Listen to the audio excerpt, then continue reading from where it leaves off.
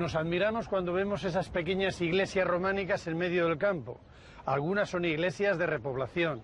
El románico es un arte rural porque rural era la mayor parte de la población en el medievo. Por eso hacían iglesias a su escala, pequeñas iglesias. Sin embargo, en las ciudades eran capaces de hacer grandes catedrales románicas que tienen poco que ver con estas pequeñas iglesitas que tanto nos gustan en medio del paisaje.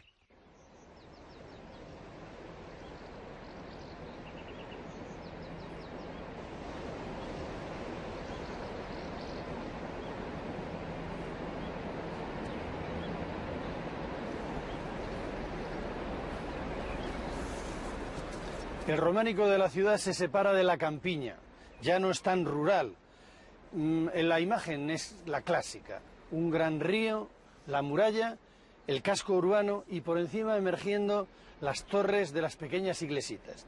Su escala rural, pero sin embargo la ciudad cuenta ya con la catedral, que tiene una imagen que es el logotipo de la ciudad, la expresión del poder de la burguesía urbana y sobre todo de la iglesia, y se levanta por encima del río, por encima de la muralla y por encima del caserío, exhibiendo con soberbia sus torres y su cimborrio, que dan un perfil inconfundible a estas ciudades medievales.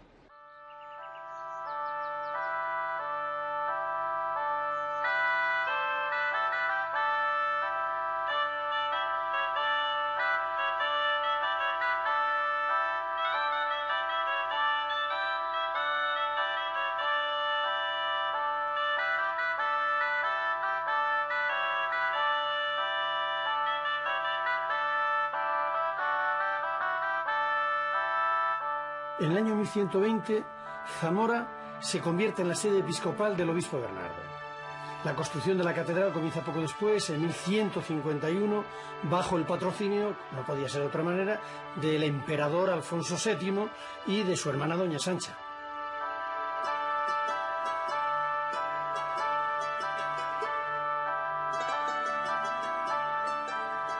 Esta catedral ha sufrido muchas transformaciones. Le ha pasado a todas las catedrales medievales españolas porque han sido ampliadas a lo largo de los siglos, pero conserva las formas fundamentales que nos permiten entender que fue la catedral que sirvió de modelo a las de Salamanca, a la de Ciudad Rodrigo y también a la Colegiata de Toro.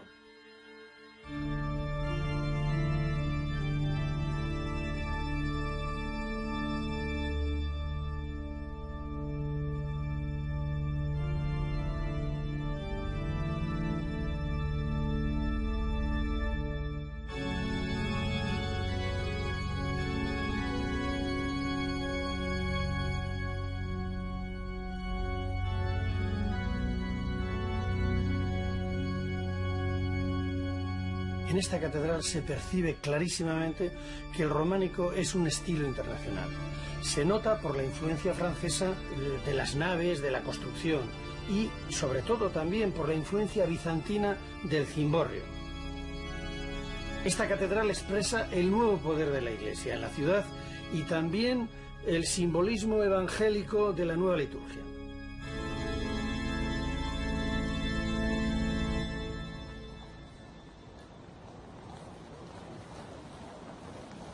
El templo cristiano no solamente es la habitación del Dios, sino también el ámbito de la reunión de los fieles. Han copiado de la basílica romana el espacio de reunión, pero la basílica romana puede conseguir gran espacio porque es de madera. En el medievo, evidentemente, con madera habrían podido cubrir grandes espacios para reunir a la ciudad dentro de edificios cada vez más grandes. Pero Jesucristo ha dicho cuál es el material que quiere. Ha dicho, tú eres Pedro y sobre esta piedra edificaré mi iglesia.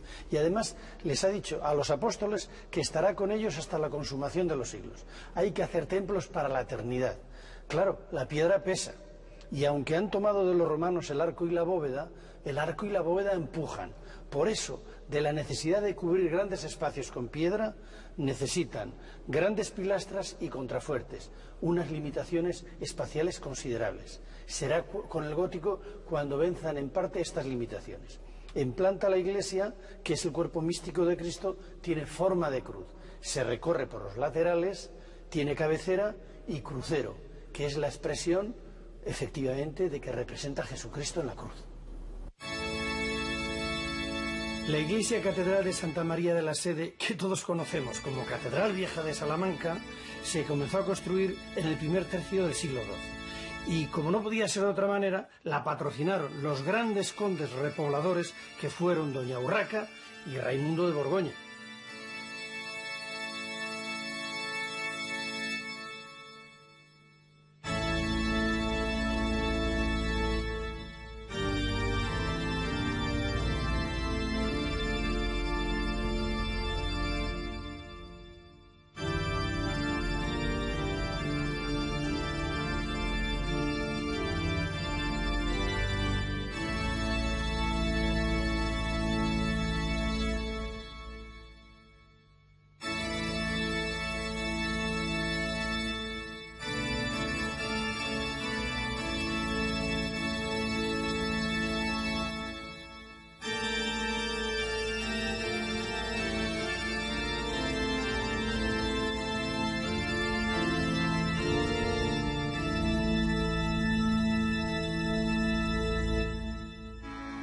Acometer una catedral ya son palabras mayores, las obras se alargan y aunque la aportación fundamental es de Alfonso VI y Alfonso VII, la pureza románica se va perdiendo a medida que las obras se prolongan, la iglesia se eleva y anuncia el gótico.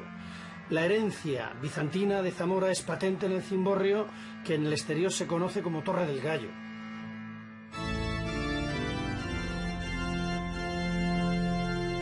La palabra catedral viene de cátedra. Y es cátedra porque es la sede del obispo sucesor de los apóstoles. Él es quien imparte la cátedra porque es el único que puede administrar todos los sacramentos, sobre todo el del orden, imponiendo las manos. Él es el responsable de la vida intelectual de la diócesis, de la vida espiritual, de las escuelas episcopales y de las universidades a partir del siglo XII.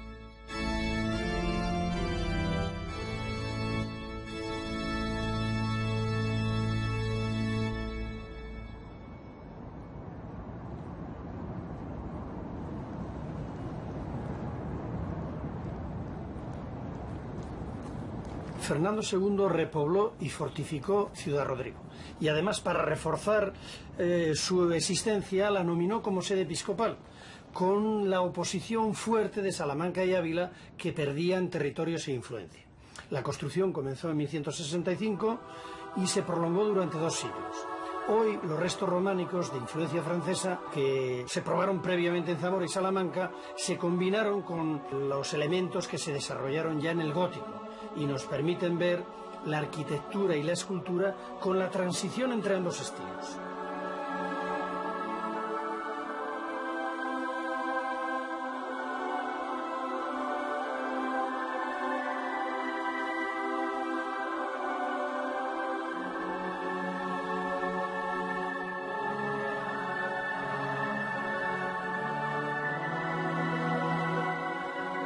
Como había empate para la elección de obispo, eligieron a un canónigo muy sabio y muy santo para que deshiciera el empate. Era don Domingo.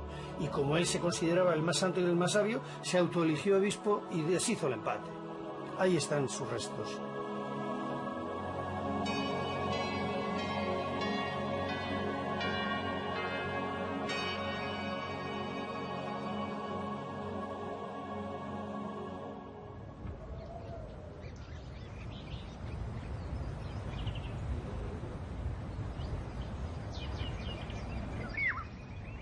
Como la zona de Soria tiene una reconquista tardía, no son los monasterios la punta de lanza de la repoblación, como ha ocurrido en otros reinos cristianos. La Iglesia se organiza de otra manera. En concreto, es Osma la cabeza del episcopado. Reinstaura su sede episcopal en el año 1101 con el obispo Pedro de Osma, que es un gascón que proviene de Bourges. Es este el que construye en el burgo de Osma la catedral.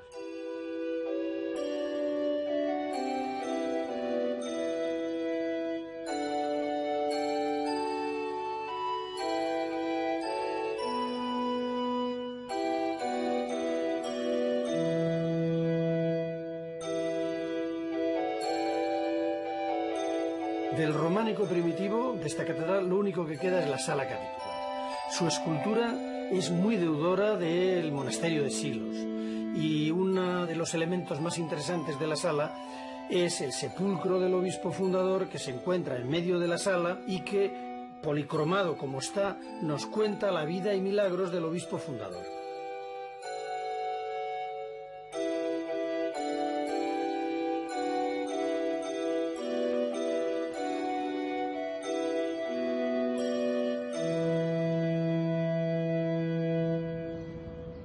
En la repoblación de Ávila tiene mucho que ver el rey Alfonso VI, que tenía grandes relaciones con Francia. Su yerno, Raimundo de Borgoña, que era de origen francés y que casó con la hija de Alfonso, Urraca, es el que comenzó la construcción de la catedral. Ávila es ciudad fronteriza y es una ciudad militar. Y es fantástico ver cómo el ábside de la catedral enlaza directamente con la muralla.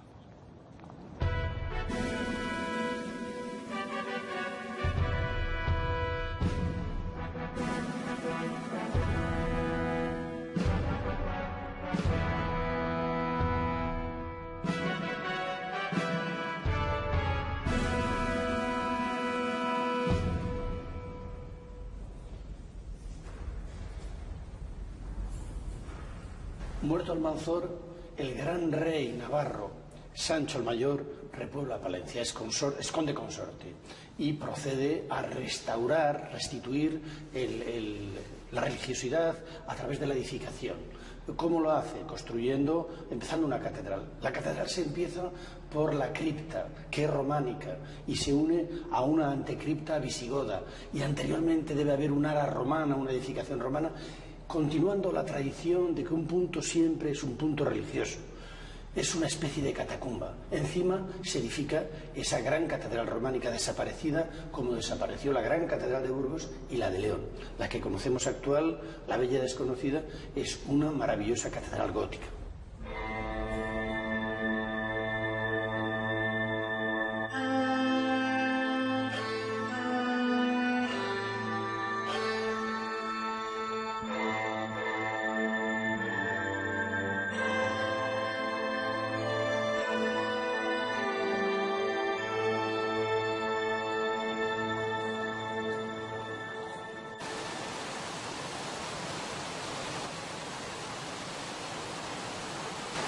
La consolidación de la frontera sur del Duero fortalece la economía de las ciudades y estas son capaces no solamente de construir catedrales, sino que las ciudades menores construyen colegiatas, como es el caso de Toro.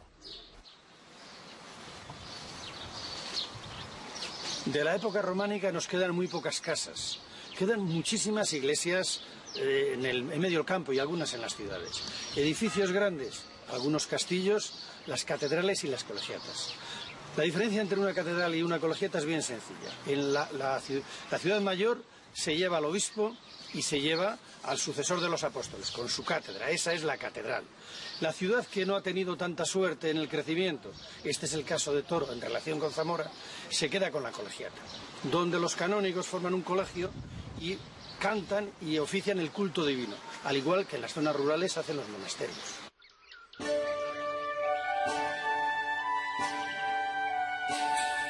Lo primero que se construye de la colegiata de Toro son los ábsides, que es lo más monumental de la colegiata.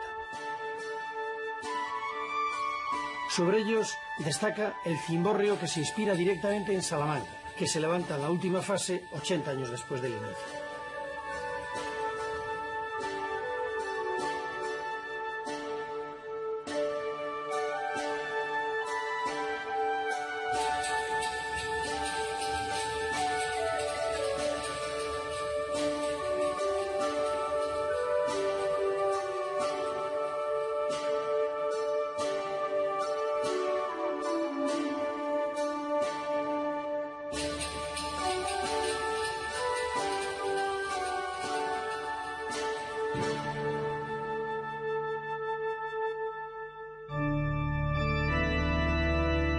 Esta real e insigne colegiata empezó con 12 canónigos y un abad y llegó a tener hasta 55 personas dedicadas al culto. Perdió el título de colegiata con el concordato de 1851, cuando Toro dejó de ser capital de provincia.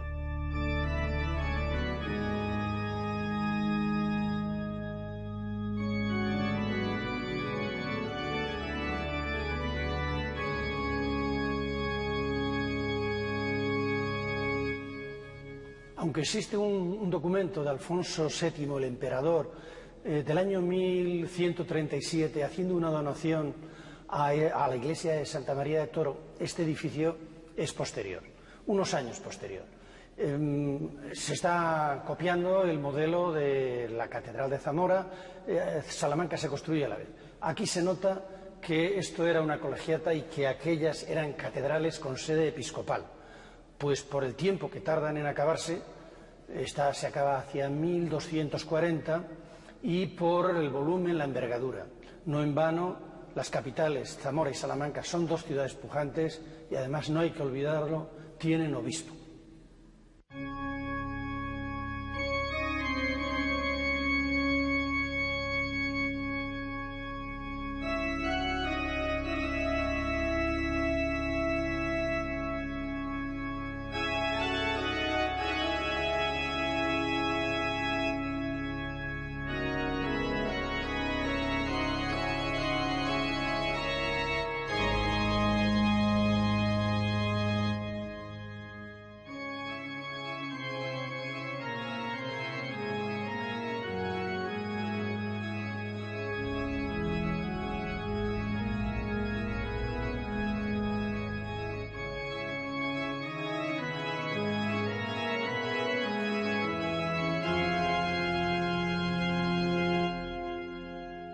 Tenía que haber sido románica, pero la portada de la Majestad o del Paraíso, policromada bellísima por la tardanza de las obras de la catedral, es ya plenamente gótica.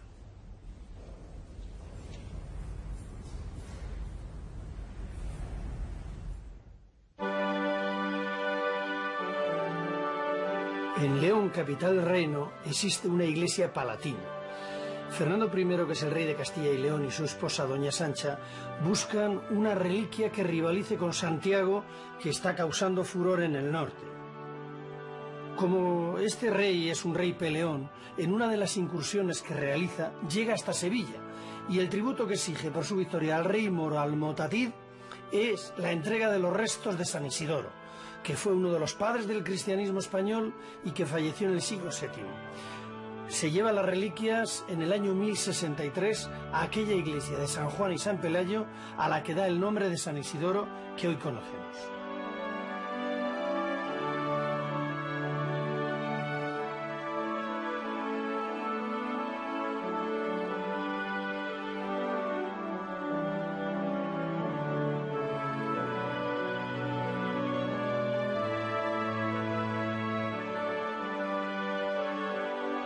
La iglesia actual la levantó doña Urraca, que era hija de don Fernando y de doña Sancha. Para ello tuvo que destruir la iglesia construida pocos años antes por sus padres porque era muy pequeña. La planta de la iglesia es rectangular, tiene 3 naves y se convierte en el modelo del mejor románico que queda en Castilla y León, que son Silos y Fromestad.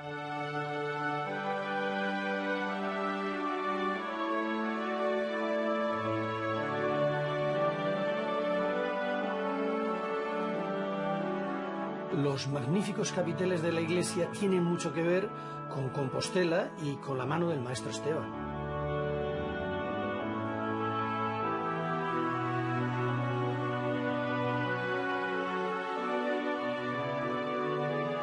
El cáliz de las ágatas, que son 2 copas de ónice de origen romano oriental engastadas en oro o ágatas, es el regalo que hizo doña Urraca a la colegiata cuando estaba ordenando la construcción de una de las obras más importantes del románico hispánico, el Panteón Real de esta iglesia de San Isidoro.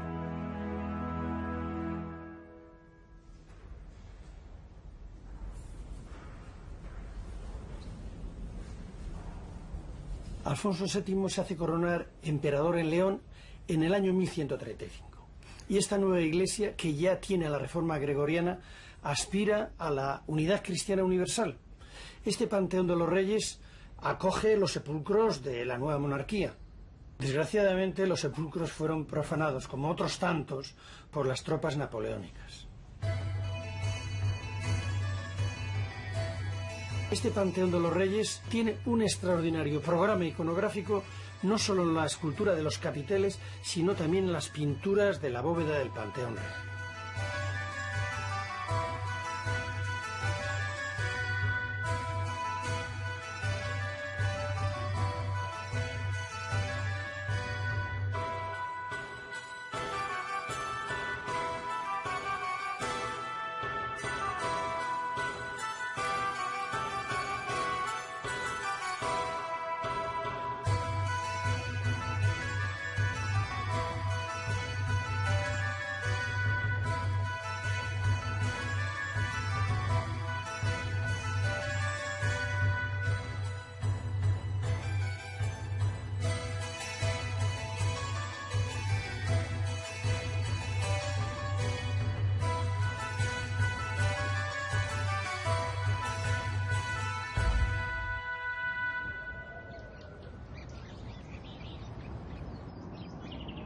En 1152 la iglesia de San Pedro pasa a ser la colegiata de Soria. Lo es hasta el siglo XX, en que deja de serlo para ascender a catedral con la del Burgo de Osma. El gran templo románico que fue ya no lo es, solo quedan los brazos del crucero de la iglesia, que es gótica, algunas puertas y gran parte del claustro sí.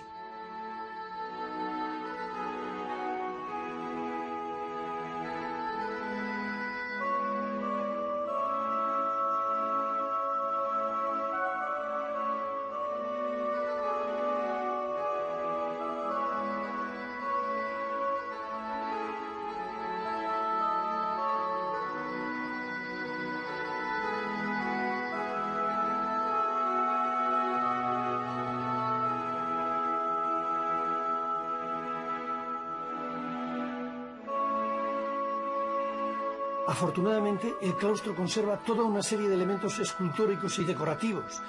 En ellos se ven influencias musulmanas, sobre todo en los arcos y vanos polilobulados, y sobre todo el taller de silos. Está allí presente con los capiteles que tienen formas vegetales y figurativas que nos presentan escenas del Antiguo y del Nuevo Testamento.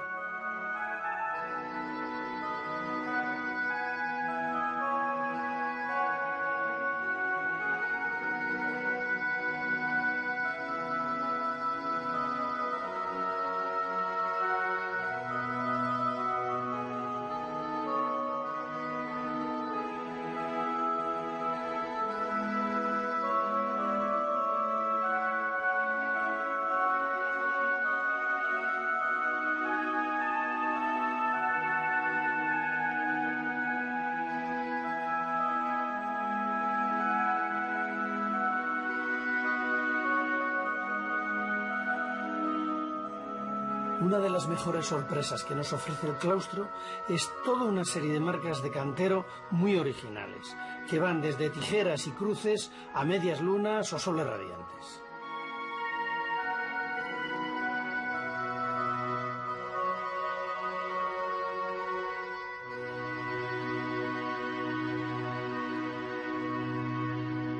En la provincia de Zamora, a orillas del río Tera, Alfonso VI, en el año 85, estableció una abadía de canónigos regulares. La iglesia es lo que queda de la colegiata y es una de las construcciones románicas más antiguas de la provincia de Zamora. Ya Fernando I y doña Sancha, en el 63, la donaron a la sede de Asturias, a la que todavía pertenece.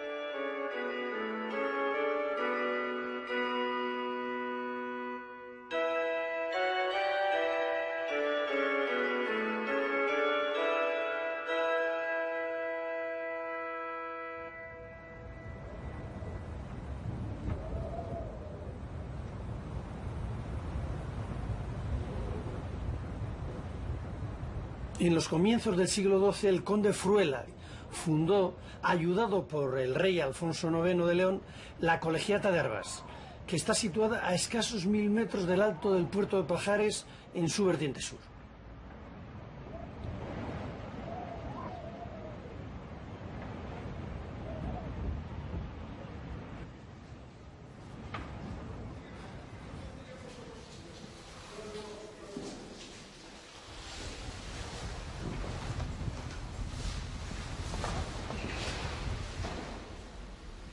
Esta es una colegiata muy particular.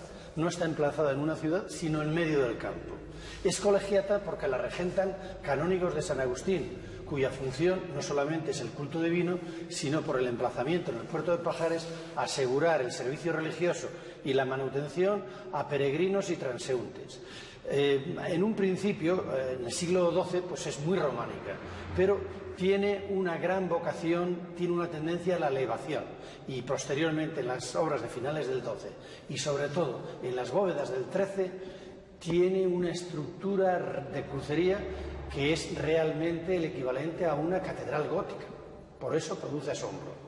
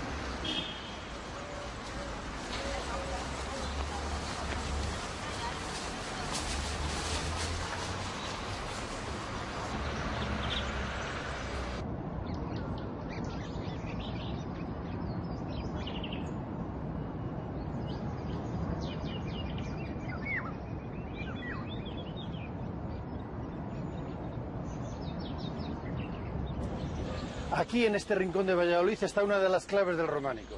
Es una época espiritual, no de fe ciega.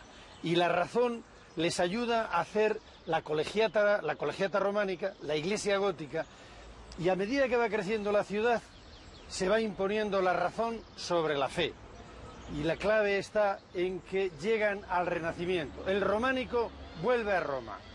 De ese cierto desorden y esa fuerza hacia arriba que es el románico, se pasa al orden clásico.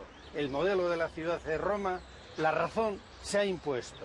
El hombre ocupa el centro de la sociedad, el centro de la ciudad, y un personaje como Herrera ofrece un nuevo símbolo a la ciudad para que se mire en él. La imponente Catedral de Valladolid que diseña el gran arquitecto español Juan de Herrera.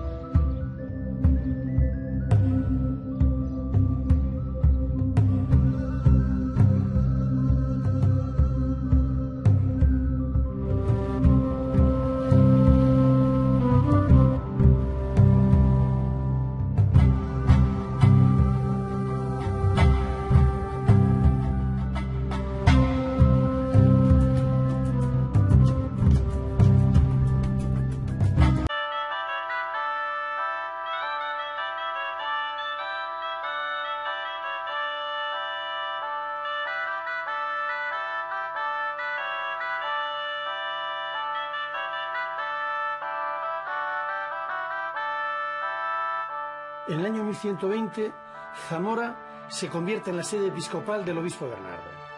La construcción de la catedral comienza poco después, en 1151, bajo el patrocinio, no podía ser de otra manera, del emperador Alfonso VII y de su hermana doña Sancha.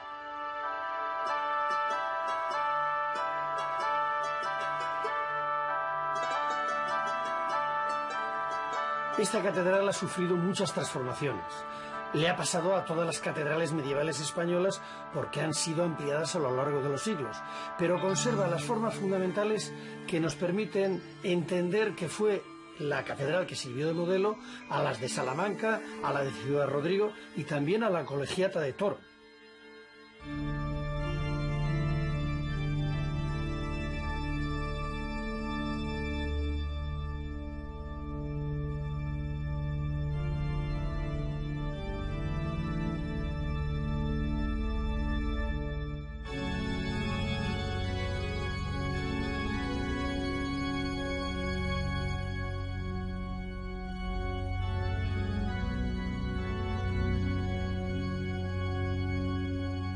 En esta catedral se percibe clarísimamente que el románico es un estilo internacional. Se nota por la influencia francesa de las naves, de la construcción y sobre todo también por la influencia bizantina.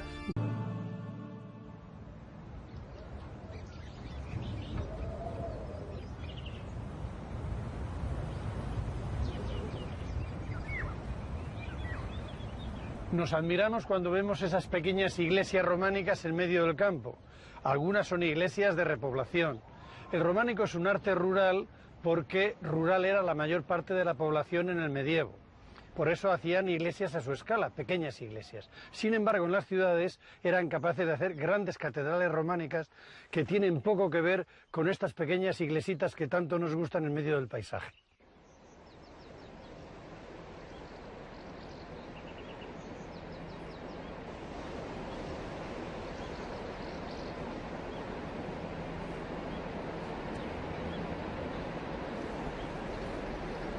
Del cimborrio. Esta catedral expresa el nuevo poder de la Iglesia en la ciudad y también el simbolismo evangélico de la nueva liturgia.